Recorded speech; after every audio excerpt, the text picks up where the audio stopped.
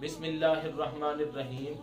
उम्मुल मुमिनीन Ayesha Siddiqa रदी अल्लाह तआला अन्हा ये रवायत करने वाली हैं, क्या इरशाद फरमाती हैं कि अल्लाह के प्यारे नबी, प्यारे रसूल, फ़ख्र दो आलम, नूर मुजस्सम, शफ़ी मुअज़्ज़म, रहमत दो आलम सल्लल्लाहु अलैहि वसल्लम ने इरशाद फरमाया, हमसायों के हकूक़ के बारे में आपने इतनी तलकीन फरमाई कि उम्मुल मुमिनीन आयशा सिद्दीका रदी अल्लाह तआला अन्हा इरशाद फरमाती हैं कि मुझे ये महसूस होने लगा कि आप सल्लल्लाहु अलैहि वसल्लम विरासत में भी हमसायों का हिस्सा मुकर्रर फरमा देंगे। ए ईमान वालो, हमसायों के इतने हकूक मोहम्मद करीम सल्लल्लाहु अलैहि वसल्लम ने बयान फरमाए हैं।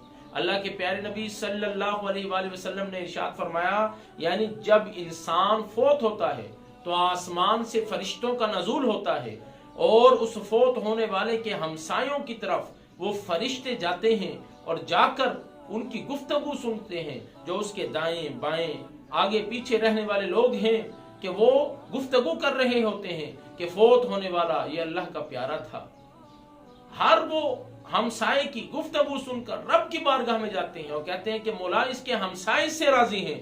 तो रब इरशाद फरमाते हैं, जब इसके हमसाए से राजी हैं मैं खुदा भी इससे राजी हूं, इसको जन्नत में दाखिल कर दो।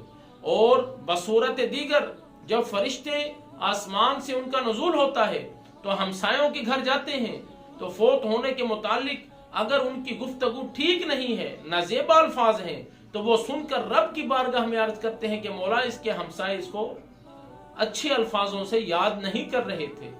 तो रब क्या इरशाद फरमाता है, जब इसके हमसाए से राजी नहीं तो मैं खुदा भी इससे नाराज हूँ, इसको जहन्नुम में डाल दो, फेंक दो। ए ईमान वालों, ये हमसायों की गवाही से ही जन्नत मिलती है।